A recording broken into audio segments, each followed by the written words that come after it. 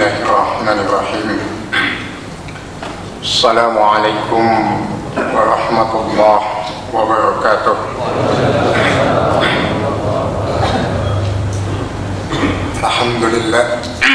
Alhamdulillahilladzi wakafa. Salatu wassalamu ala rasulihil mustafa wa ala alihi wa ashabihi ahli sidqi wal wafa. Asyhadu an la ilaha illallah syahadatan tunji qailaha min azabil alim wa asyhadu anna Muhammadan abduhu wa rasuluhu al-mab'usu hadiyan ila siratihil mustaqim. Allahumma salli wa sallim wa barik ala Muhammad wa ala ali Muhammad wa man ihtada bi hadihi wa istanna bi sunnatihi wa man salaka ala nahjihi ila yaumiddin. Amma ba'd. Ibadallah, usikum wa nafsi bi taqwallah. Ittaqullaha haqqa tuqatih wa la tamutunna illa wa antum muslimun. Sehat Bapak Ibu sekalian? Apanya yang sehat?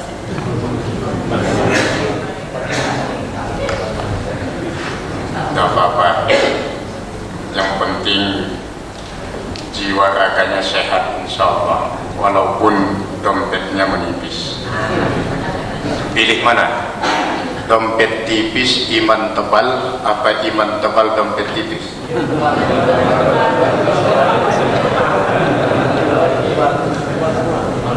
Tebal iman, dompet tebal.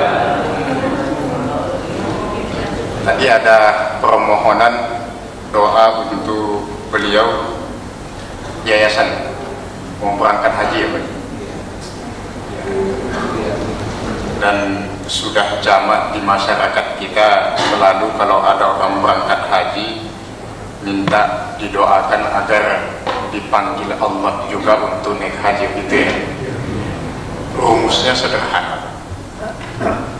Kalau kita mau mendengarkan panggilan azan, insya Allah Allah akan memanggil kita. Masalahnya kadang-kadang masyarakat kita mau dipanggil sama Allah, tetapi mendengar panggilan Allah kadang-kadang cuek. Mudah-mudahan jamaah Masjid As-Salam panggilan azan didengar, biar panggilan kita atau doa kita, permohonan kita kepada Allah juga Allah dengar.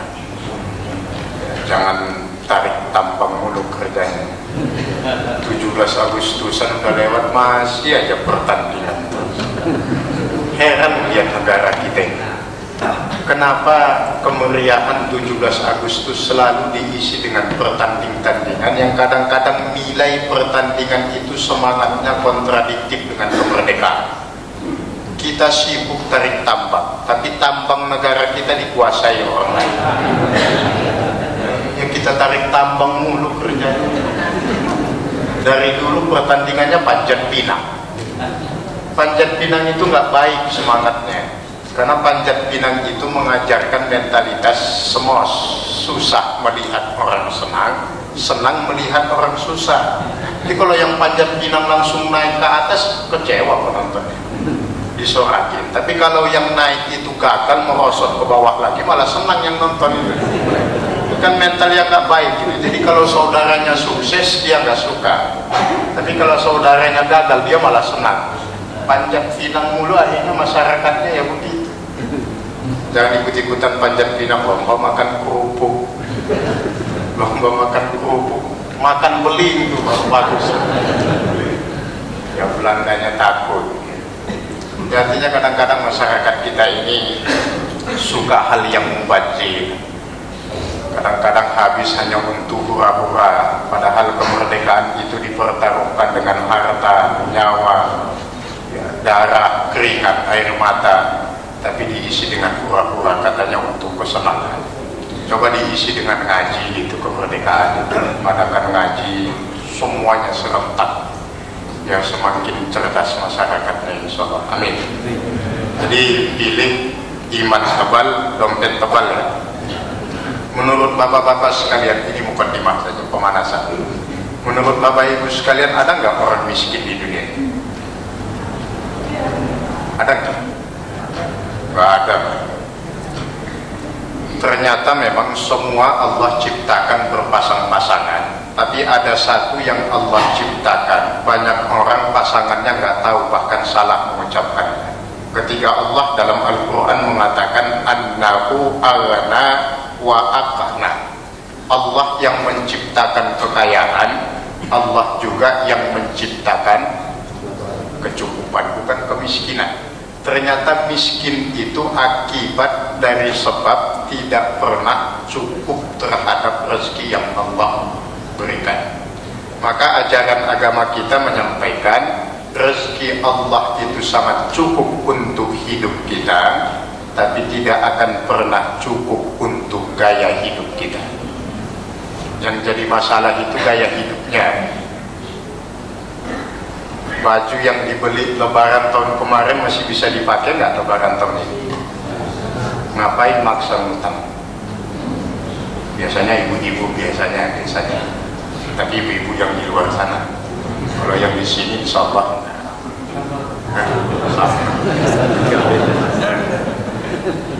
jadi ibu-ibu sekalian, bapak-bapak sekalian, untuk menyamakan persepsi, karena kondisi dan suasana semakin hari semakin banyak ujian dan cobaan.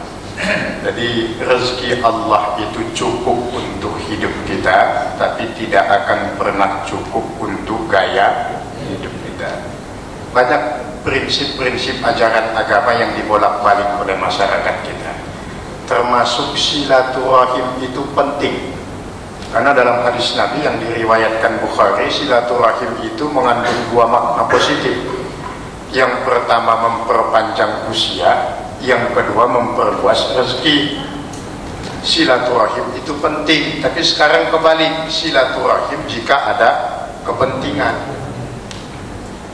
Padahal sebenarnya silaturahim itu penting, jangan hanya silaturahim jika ada kepentingan. Maka rajinlah berjamaah ke masjid, dengan sendirinya silaturahim itu akan terbina. Nah ini bapak-bapak sekalian, tapi kita tidak akan ngobrolin itu hari ini.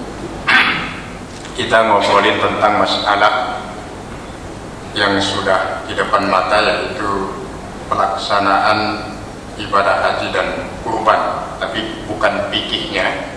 Karena fikihnya insya Allah Bapak Ibu sekalian sudah banyak ustaz-ustaz kita yang menyampaikan. Jadi ingin kami angkat pada kesempatan ini dua hal saja, semangat yang harus kita praktekkan dari peristiwa bersejarah ibadah kurban itu. Saya ambil materinya dari kitab Al-Mulakhas Al-Fiqhi li Fadilatis Syekh Al-Allamah Shalih Ibnu Fauzan Al-Fauzan. Apa yang ditulis oleh beliau dalam kitabnya, ada dua semangat Idul Kurban yang harus senantiasa diterapkan oleh umat Islam dalam kehidupan ini, sebagaimana dicontohkan oleh Nabiullah Ibrahim alaihissalam. Ini juga sekaligus kita bicara tonggak peradaban Islam, bagaimana agar kokoh berdiri di atas muka bumi Allah ini. Yang pertama, semangat yang harus kita praktekkan dalam kehidupan sehari-hari adalah al-istijabah al-fawriyah. Al-istijabah al-fawriyah itu artinya sigap menjawab apapun yang Allah dan Rasulnya perintahkan. Maka kita lihat dalam Al-Quran bagaimana kisah Nabiullah Ibrahim menunggu kehadiran putranya, lahirnya seorang putra.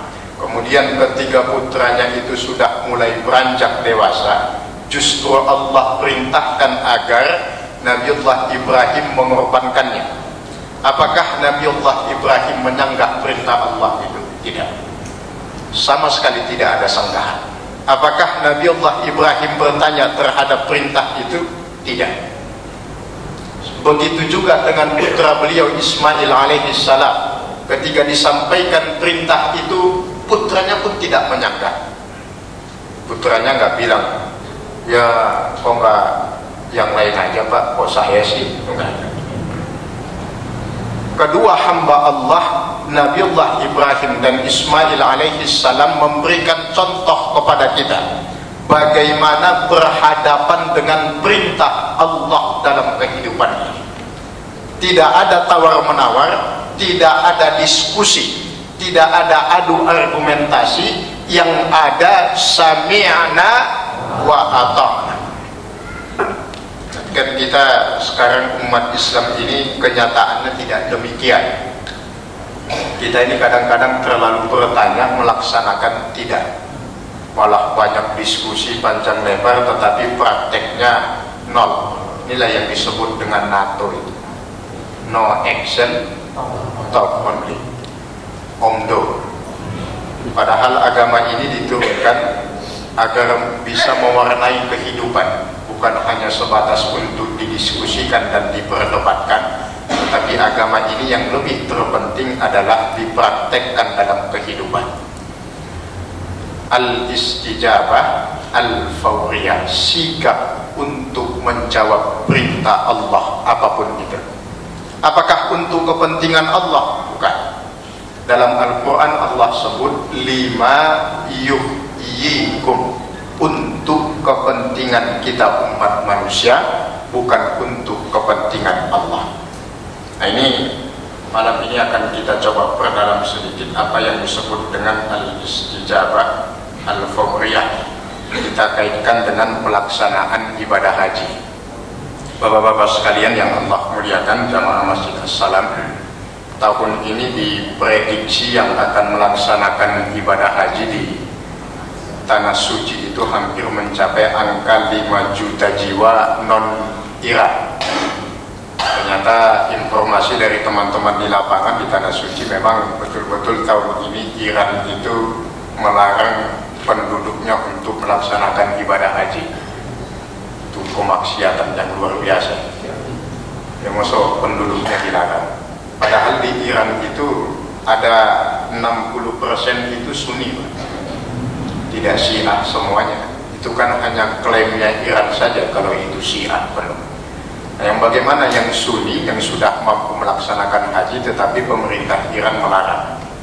Mau dipindah ibadah hajinya, mau dipindah ke Qom, Karbala.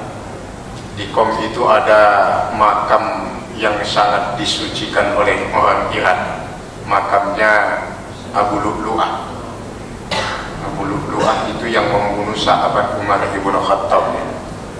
Jadi bagi mereka Abu Lu'lu'ah itu adalah pahlawan, segala pahlawan di Iran.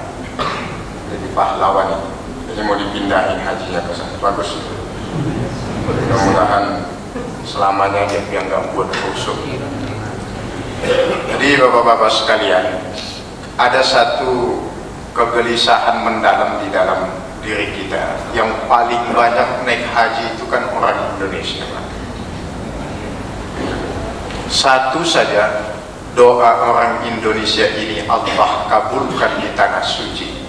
Insya Allah negara ini menjadi baldatun thayyibah wa rabbun ghafur. Tahun ini saja kuota Indonesia 165.000 orang sekian. Nah, ada apa dengan pelaksanaan haji khususnya di Indonesia ini? Bapak Ibu sekalian, saya beberapa hari ini memang agak konsen memberikan pelatihan-pelatihan kepada jamaah yang akan berangkat yang disebut dengan kuantum haji. Nah, selama ini masyarakat kita mempersepsikan haji mabrur itu adalah haji yang didapatkan secara taken for granted dari Allah di Tanah Suci sana. Pokoknya kalau syarat rukunnya terpenuhi, pulang ke Indonesia insya Allah haji mabrur. Padahal haji mabrur itu dari kata-kata bir. Bir itu artinya kebaikan, maka ada kata-kata birrul walidain. Maka apa yang dimaksud dengan haji yang baik itu? Haji yang baik itu bukan sesuatu yang diberikan di Tanah Suci. Orang selesai melaksanakan ibadah haji kemudian kembali menjadi dapat garansi haji yang baik kemudian balasannya surga, tidak. Tetapi haji yang baik itu yang senantiasa mampu dipraktekkan sepanjang hidupnya di dunia. Itulah haji mabrur itu. Bagaimana beliau memakai ihram di tanah suci, kembali ke tanah suci ke Indonesia, dia juga senantiasa memakai ihram itu.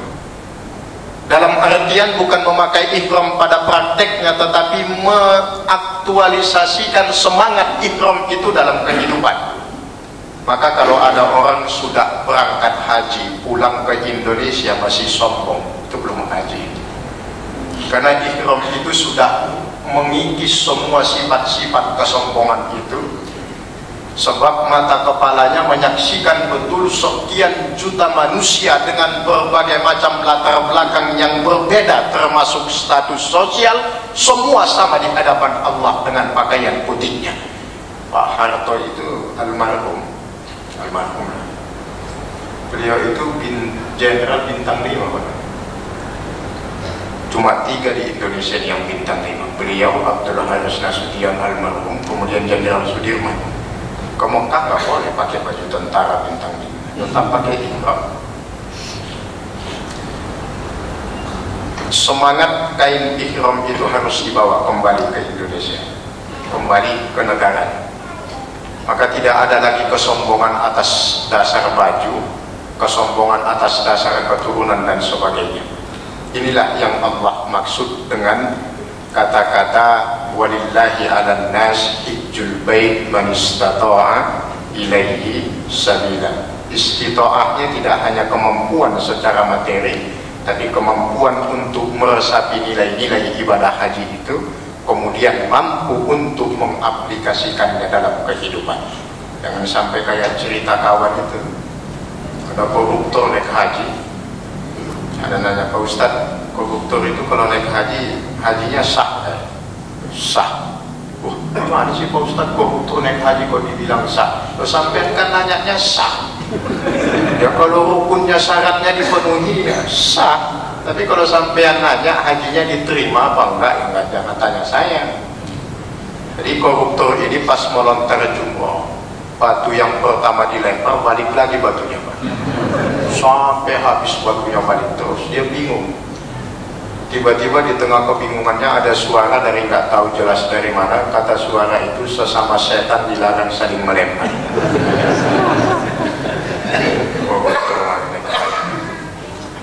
Jadi ihram itu yang pertama.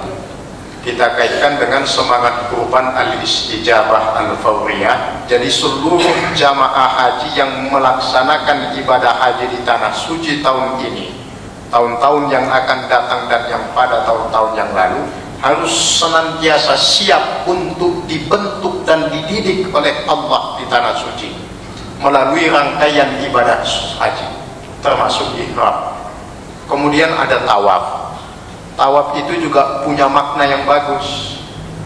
Kenapa kita bertawaf itu melawan arah jarum jam? Kemudian kenapa Ka'bah itu menjadi pusat pergerakan dari tawaf kita? Itulah kehidupan Bapak Ibu sekalian. Putaran kehidupan kita 24 jam sehari semalam, 7 hari seminggu, 30 hari sebulan. Bahkan bertahun-tahun kita hidup di dunia ini, Allah harus senantiasa menjadi poros dari setiap pergerakan kita. Lillah, billah, ilallah, ma'allah, billah, semuanya karena Allah, bukan karena apa dan siapapun. Inilah yang disebut dengan tingkat mukhlas dalam Al-Quran. Jadi bukan mukhlis lagi, tapi sudah di atas mukhlas. Jadi pergerakannya dia ikhlas, dia udah nggak sadar. Ikhlas dia, tapi dia udah nggak sadar. Ada orang yang ikhlas tapi sadar, Pak. Dia nyumbang ke As-Salam buat pembangunan As-Salam, tapi dia tulis titip ke panitia, nanti tulis atas nama hamba Allah ya. Begitu kok panitia mengumumkan hamba Allah 15 juta, dia bisik ke teman-temannya, hamba Allah itu saya.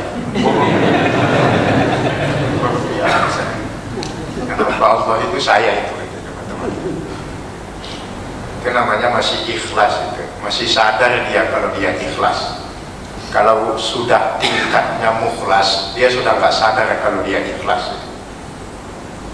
Jadi mengeluarkan apapun di jalan Allah sama dia anggap seperti mengeluarkan maaf kotoran.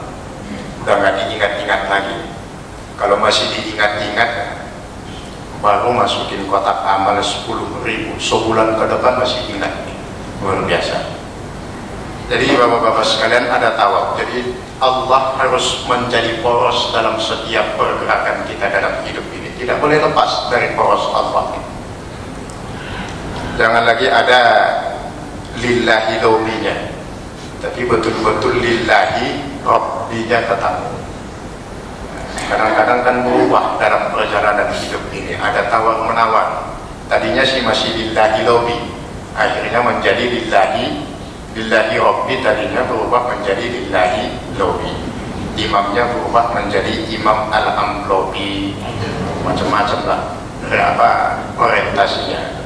Kalau orientasi sudah berubah, maka nanti sasaran pun akan berubah. Kemudian ada sa'i. Sa'i itu kan dari kata-kata sa'yun, bisa jadi usaha artinya, atau berlari-lari kecil. Bainas sofa wal marwah. Sofa itu dari kata-kata sopit, jernih. Marwah itu dari kata-kata muru'ah, kehormatan, harga diri. Bagaimana kita mempraktekkan sa'i di tanah suci itu bagi yang sudah kembali ke tanah airnya? Apapun yang kita usahakan dalam hidup ini harus senantiasa menjaga dua hal ini: kesucian dari setiap usaha kita, kemudian juga kemuliaan dari setiap usaha itu. Maka agama kita mengajarkan prinsip, saya pejabat tapi saya muslim, saya pengusaha tapi saya muslim, saya bisnismen tapi saya muslim. Muslimnya jangan lupa. Tapi kenyataannya dibalik, saya muslim tapi kan saya pejabat, saya muslim tapi kan saya bisnismen. Curang-curang dikit lah kan gitu. Jadi orientasi dalam melaksanakan apapun. Maka di dalam konsep ajaran agama kita, berusaha itu disebut dengan ikhtiar. Berusaha dengan ikhtiar itu beda, Pak. Kalau ikhtiar itu ada dua unsur. Yang pertama khiyar, dan yang kedua khair. Khiyar itu memilih, khair itu kebaikan. Maka ikhtiar dalam konsep ajaran agama kita, berusaha memilih yang terbaik dalam kehidupan ini. Kalau orang mau berbuat maksiat saja butuh kesehatan, maka kesehatan yang Allah berikan kepada kita harus mampu kita buat dalam ketaatan kepada Allah. Kalau orang mau maksiat saja keluar dana, kenapa untuk kebaikan kita tidak berani untuk mengeluarkan dana? Maka bapak-bapak sekalian, luar biasa ketergantungan manusia itu kepada Allah. Jadi kalau ada manusia yang mengatakan tidak butuh kepada Allah, itu bohong. Sebab maling saja kalau dikejar sama warga, ngumpet, nggak ketahuan, warganya udah lewat, dia bilang apa? Alhamdulillah. Maling. Di Indonesia ini SDM-nya kan paling bagus. SDM itu sumber daya maling, bukan sumber daya manusia, sumber daya maling. Jadi bapak-bapak sekalian, ibu sekalian, itu sa'i, kemudian nanti ada wukuf di Arafah, kemudian ada melontar jumrah, mabit dan sebagainya. Itu semua adalah bentuk didikan Allah kepada kita hamba-hambanya, agar sekembalinya dari tanah suci menjadi jiwa-jiwa yang terpilih, menjadi hamba-hamba Allah yang mampu menginspirasi kehidupan orang di sekitarnya. Tidak seperti sebelum berangkat haji, setelah kembali dari tanah suci, ya sama saja. Itu namanya merugi. Nah ini bapak-bapak sekalian, yang pertama tadi semangat kurban itu al-istijabah al-fawriyah, sikap untuk menjawab apapun yang Allah perintahkan dalam hidup ini. Yang kedua, semangat sidqul istislam. Sidqul istislam itu kejujuran dalam beragama, kejujuran dalam berislam. Banyak yang tidak jujur keislamannya. Maka banyak di antara masyarakat kita yang mampu membenarkan kenyataan, tapi tidak mampu menyatakan kebenaran. Membenarkan kenyataan banyak. Iya. Tapi menyatakan kebenaran itu susah. Apa kebenaran-kebenaran agama yang ditutupi hari ini? Banyak sekali. Demi untuk kepentingan sesaat, demi untuk kepentingan dunia. Nah, saya ingin mengajak Bapak Ibu sekalian rembuk sedikit malam ini. Ini lagi agak sedikit kembali memanas tentang masalah perbedaan dalam konteks bid'ah. Jadi kemarin saya menengahin sebuah diskusi. Jadi antara, ya begitulah diskusinya, dia bilang, Anda nuduh orang tahlilan itu bid'ah. Tahlilan itu kan baik, kok dituduh bid'ah? Tahlilan itu kan dia mengucapkan la ilaha illallah kan itu. Maka malam ini, selama ini kita selalu disuguhi bid'ah itu pembagiannya dua. Saya tidak pro kepada manapun. Saya nanti biar Bapak Ibu sekalian yang akan memutuskan. Bid'ah itu selama ini kita disuguhi bid'ah hasanah, bid'ah dolalah. Pembagian bid'ah yang demikian itu menimbulkan perdebatan yang sengit. Padahal menurut para ulama, bid'ah itu ada dua, bid'ah hakikiyah dan bid'ah idhofiyah. Itu pembagiannya. Kalau bid'ah hakikiyah itu pure, tidak ada tuntunannya sama sekali dari Al-Quran maupun hadis. Contohnya puasa murni, kemudian apalagi itu yang macam-macam yang banyak itu pure, nggak ada Quran hadisnya sama sekali, kosong, nol. Kemudian ada istilah bid'ah idhofiyah. Bid'ah idhofiyah itu punya dua sisi. Satu sisi memang dianjurkan, tapi pada sisi yang lain dia bentrok. Contoh seperti membaca Yasin, dikatakan oh itu bid'ah. Orang yang baca Yasin bilang oh bid'ah, kita kan baca Al-Quran. Betul, secara sisi memang itu dianjurkan, baca Quran itu kan diperintahkan, tapi pada sisi yang lain dia bertentangan dengan prinsip-prinsip agama. Nah, ada 5 prinsip agama yang diuji di dalam setiap amalan kita. Yang pertama, kaifiyah, cara melaksanakannya. Itu ada tuntunannya apa tidak? Yang kedua, waktunya. Apakah ada pengkhususan waktu dari agama? Nggak ada. Kemudian yang ketiga, jenisnya. Itu juga nggak ada. Yang keempat, sebabnya. Itu juga nggak ada. Yang kelima, jenisnya, jenis apa, bacaannya berapa kali dan sebagainya, itu tidak ada tuntunan. Dan yang keenam, waktunya, itu juga tidak ada penentuan dari Al-Quran. Nah, disinilah nanti akan diuji setiap amaliyah umat Islam itu sesuai dengan tuntunan apa tidak. Jadi sekarang perdebatannya sudah agak canggih. Tahlilan Anda larang, kok baca la ilaha illallah Anda larang. Nah, kita uji kaifiyahnya, caranya, adakah tuntunannya dari agama dan sebagainya. Jadi harus dibedakan, ada bid'ah hakikiyah dan ada bid'ah idhofiyah. Tapi di luar itu semua Bapak Ibu sekalian, kenapa agama kita melarang adanya bid'ah itu? Jadi ini bukan mau pro kepada siapapun. Kita view, kita ini penuntut ilmu. Para penuntut ilmu itu harus independen, biar nanti ilmu yang akan memutuskan. Inilah yang disebut dengan metodologi ilmiah dan wakiliyah. Konsep ilmunya benar, kontekstualnya juga benar. Kenapa bid'ah dilarang? Secara keilmuan sudah terjawab. Ada perintah dari Rasulullah bahwa setiap yang baru itu akan merusak. Maka ketika ayat al-yawma akmaltu lakum dinakum itu kan turun ketika peristiwa Haji Wada. Sahabat Umar ibn Khattab itu menangis. Itu dalam tafsir At-Tabari itu.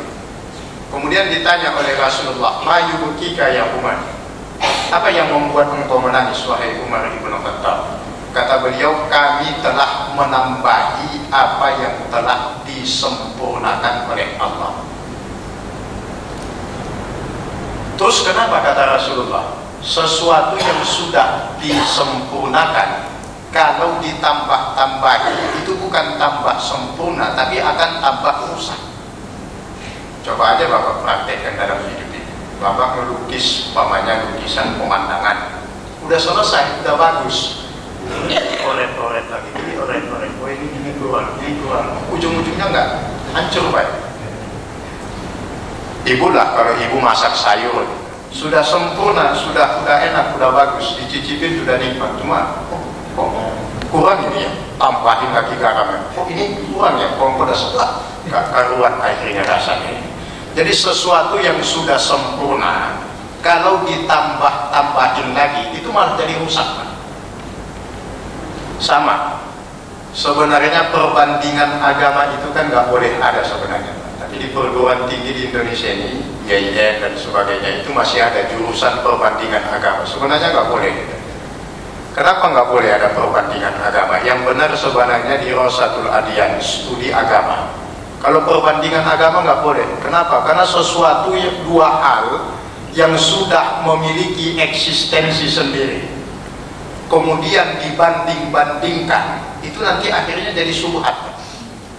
Yang hak itu sudah jelas, yang batil itu sudah jelas, itu nggak boleh dibanding-bandingkan.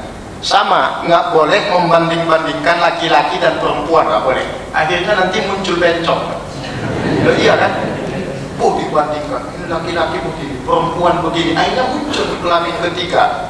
Kelamin tidak laki-laki dan tidak perempuan. Ini mazhabnya Mu'tazilah begini, Wasil Ibnu Athaillah. Jadi kalau ada orang Islam melakukan dosa besar, itu masuk surga apa masuk neraka? Kata dia enggak, surga enggak neraka. Terus di antara surga dan neraka buat tempat sendiri. Mu'tazilah begitu. Makanya konsep kelamin ketiga dalam istilah akademisnya transgender itu nggak bisa diterima oleh agama manapun termasuk Islam. Kenapa? Karena memang transgender kelamin ketiga itu tidak layak untuk hidup. Karena mati pun dia tidak layak. Bencong itu kalau mati nggak boleh disolatkan. Kenapa? Haram, nggak ada doanya masalah. Kalau laki-laki Allahumma ighfir lahu. Kalau perempuan Allahumma ighfir laha. Kalau bencong nggak ada, nggak bisa disolatkan.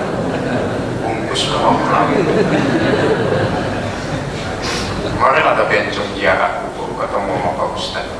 Pak Ustadz, kalau laki-laki orang Islam udah mati itu dipanggil apa? Ustadznya bilang almarhum. Kalau perempuan almarhumah. Kalau bencong apa Pak Ustadz? Aluminium. Marah bencongnya. Pak Ustadz, kayak ini kan banci, bukan panci. Kata Pak Ustadz, beda tipis. Banci sama banci. Jadi dua hal yang sudah memiliki substansi, hakikat yang sudah jelas, itu tidak boleh dibanding-bandingkan. Karena nanti akan muncul pemikiran yang syubhat setelah itu. Maka Islam itu sudah benar, Kristen itu menurut mereka benar, ya tidak usah dibanding-bandingkan. Dipelajari saja, tidak usah dibanding-bandingkan. Oh, Islam itu begini, Kristen itu begini. Nah, dalam Islam juga konsepnya tadi, kalau sesuatu yang sempurna sudah disempurnakan, jangan ditambah-tambahin. Karena nanti bukan malah tambah baik, justru nanti akan tambah rusak. Itulah konsep kesempurnaan dalam Islam.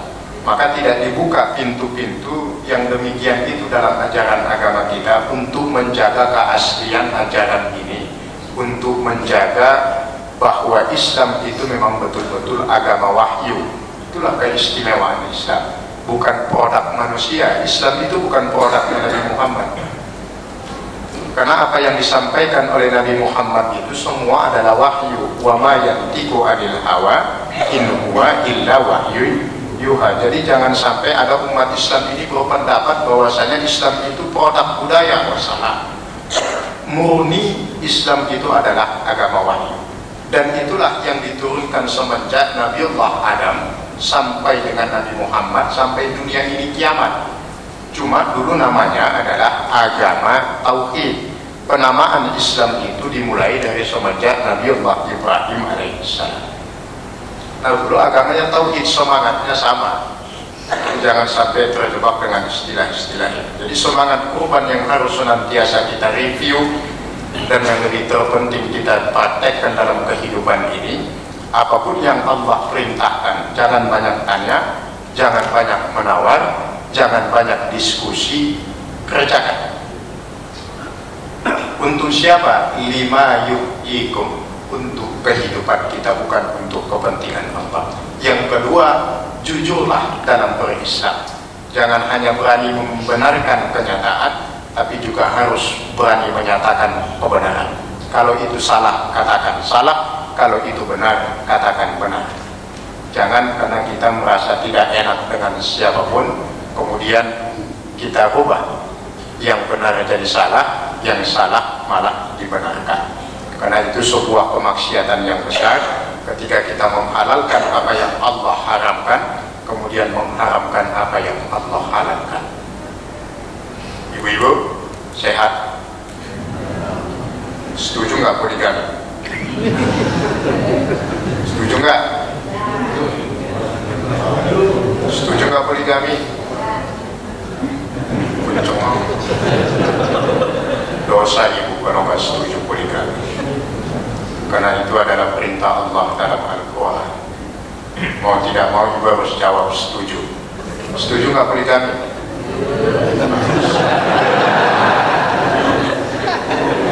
Tapi kalau pertanyaannya ibu siap nggak dipoligami, baru jawabannya nggak manusiawi.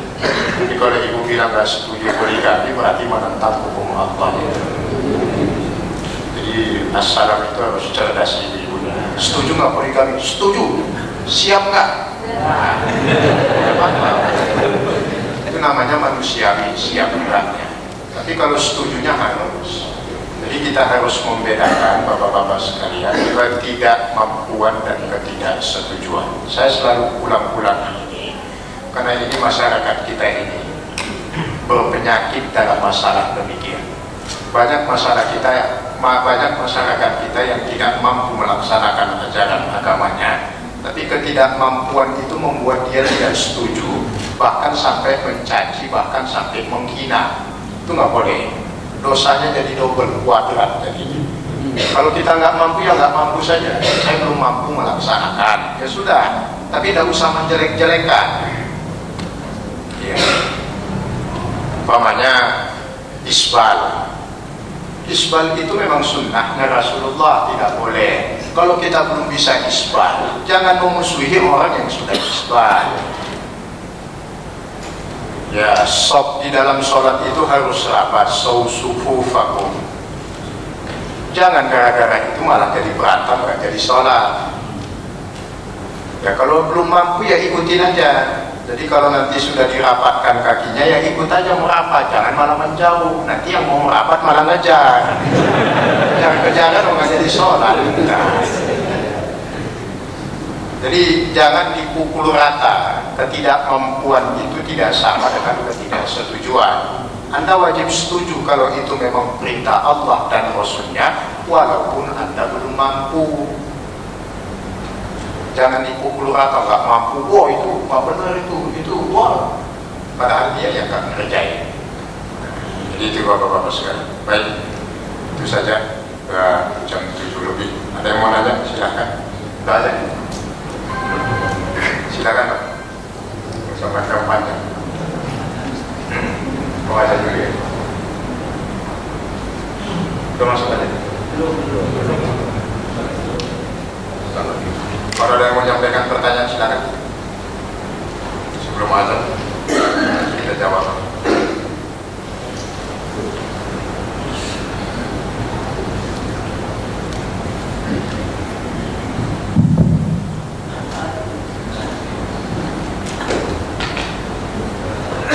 Hari keberani dia udah nanya kemarin.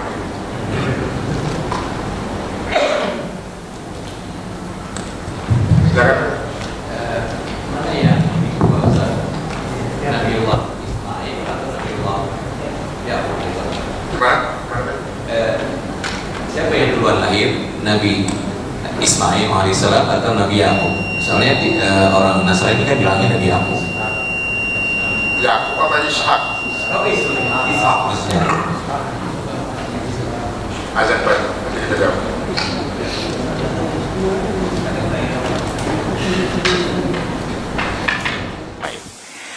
Kemudian pertanyaan Ustaz tentang iblis atau setan benar-benar berusaha menyesatkan manusia dalam kondisi apapun. Itu benar. Setan itu baru berhenti menggoda manusia itu nanti ketika manusia itu ruhnya sudah dicabut dari badannya. Itu ada dalam Al-Quran pada surat Ali Imran. Jelas itu Pak. Dia tidak akan berhenti. Cuma harus dibedakan antara iblis dan setan. Setan itu bisa berbentuk manusia tapi hakikatnya adalah sifat. Maka dalam Al-Quran setan itu dua jenisnya. Ada sayatinul jinni, kemudian ada sayatinul insi. Ada setan yang berbentuk manusia, ada setan yang berbentuk jin. Yang susah dihadapin itu setan berbentuk manusia. Kalau berbentuk jin, insya Allah tidak sesulit menghadapi setan berbentuk manusia. Kalau setan berbentuk manusia, Bapak bacain ayat kursi kata orang tua kita dulu, dia malah terjemahkan Pak. Luar biasa, canggih deh setan. Jadi setan itu adalah ismul fa'il dari kalimat kata kerja satona. Satona itu artinya ba'uda, artinya jauh. Maka syaitan itu dalam kamus munjidnya, kamus bahasa Arab ataupun dalam kamus lisanul Arab itu didefinisikan kullu ma yub'iduka anil khair fahuwa syaitan. Apapun yang menjauhkan Anda dari kebaikan maka itu adalah setan.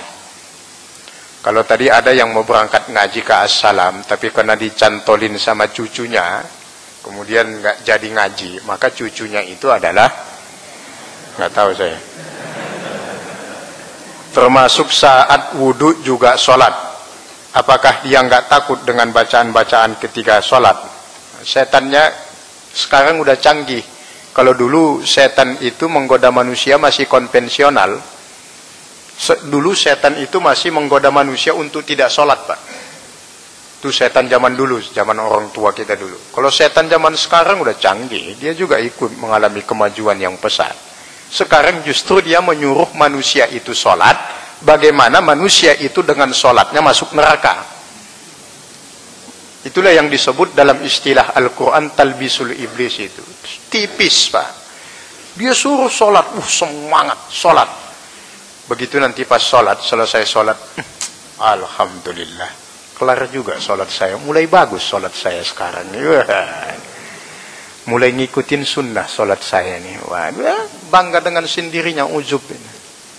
Hilang pahala sholatnya habis. Sama, dia nyuruh, kalau dulu dihalangi kita untuk tidak nyumbang, kalau sekarang disuruh untuk berimpak. Cuma tadi itu, tulis ya, hamba Allah. Jadi diumumkan, hamba Allah itu saya itu. Jadi memang tipis, luar biasa. Nah, apakah dia nggak takut dengan bacaan sholat kita? Nah, tergantung. Jadi begini bapak-bapak sekalian. Saya masalah doa ini kan penyakit di masyarakat kita. Kalau kita baca doa ini akan begini. Sebenarnya doa itu tidak tergantung kalimatnya Pak. Bapak mau doa apapun insya Allah Allah dengar. Terus apa problem doa itu? Bukan di kalimatnya, tetapi siapa yang mengucapkan. Nabiullah Ibrahim dilemparkan Raja Namrud ke dalam api. Allah berfirman, ya naru kuni bardan wa salaman ala Ibrahim. Beliau keluar dari kobaran api sehat walafiat malah kedinginan. Nabi Ibrahim. Nah, coba Bapak praktekkan pulang dari ngaji nanti. Jadi problemnya itu bukan teks doanya, tetapi mohon maaf lisan siapa yang mengucapkan. Loh kok setan nggak takut dengan bacaan sholat? Wah, setan lebih hafal bacaan sholatnya. Dia malah tahu artinya. Kita malah kadang jarang tahu.